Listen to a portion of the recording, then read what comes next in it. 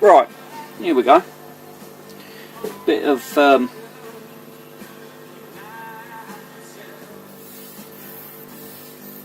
this is the last one. I'm just putting this one back together. This is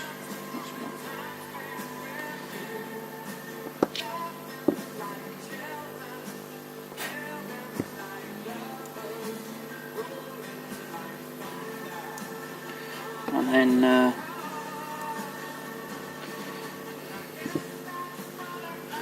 we'll put them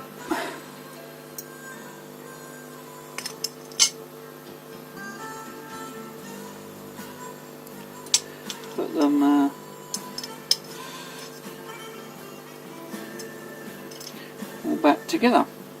And what I've done is I've replaced the screws with little Allen key bolts. They're slightly longer, but because the carbs recess where the screws come through are as you can see on this one, it doesn't make any difference, which is handy.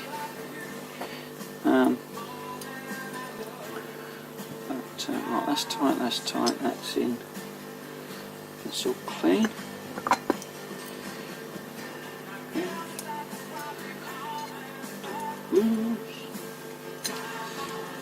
And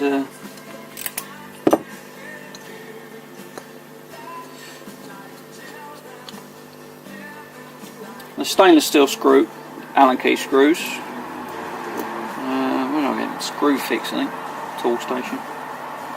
Screw fix. And only cheap for 50. And I've done it. What did I do it on? I think it was H1. Yeah. It was H1 carbs. I've done the same. Oh, and the R1. And the R1, I had the R1 carbs apart. And I'll do it again because setting the float on the R1s are up. Pain in the arse. So, you see, they're just shallow.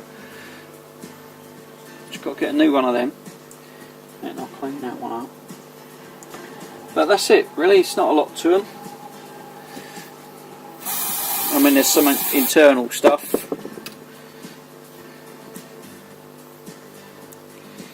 but I could have whacked them in the sonic cleaner, but there was no point really.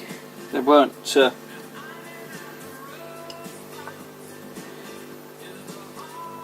was only fuel oil mix that was left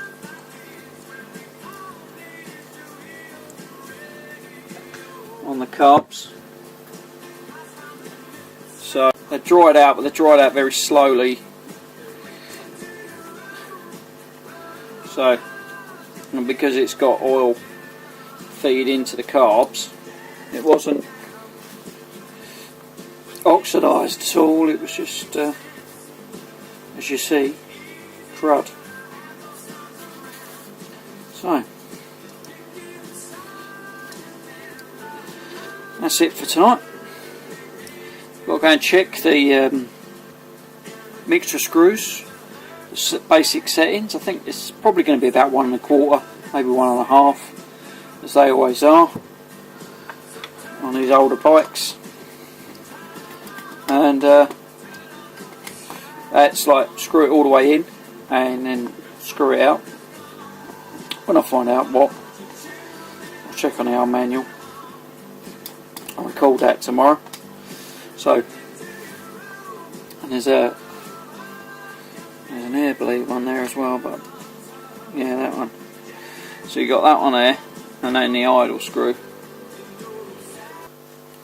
Handy little drill set that is. Comes with an handle. I don't know where the handle is actually.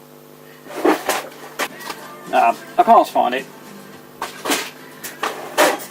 But ideal for carbs, injectors. Not that I've done any injectors, but anything with a small little hole that need a clean out.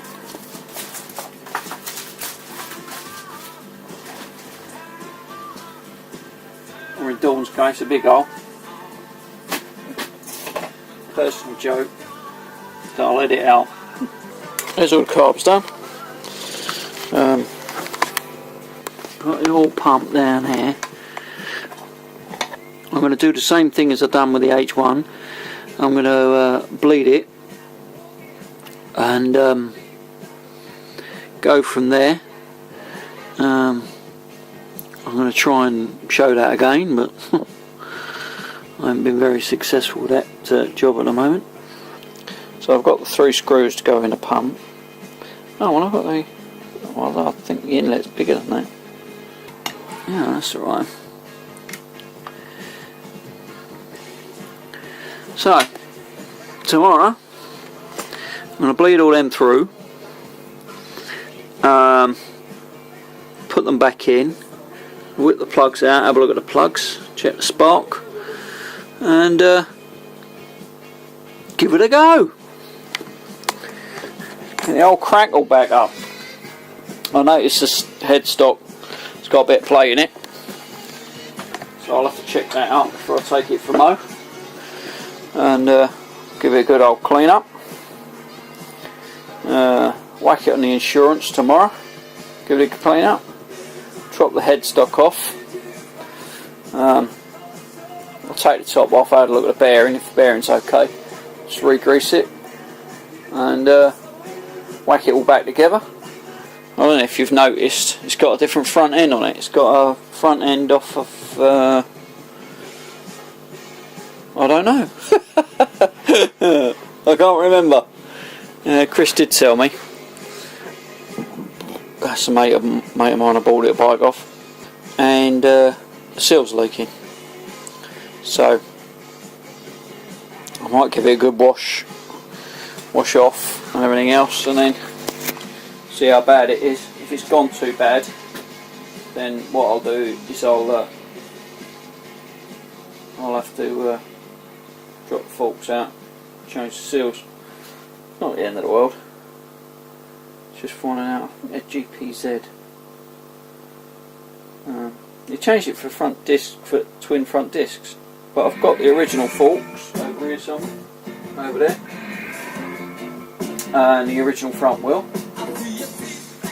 So what I'm going to do is I'm going to get that all cleaned up, get it re-spoked. Shut up, Bill. Get it re-spoked, and then get a twin disc conversion. And that's in the future. In the meantime, I'm going to do that. So be lucky and ride safe.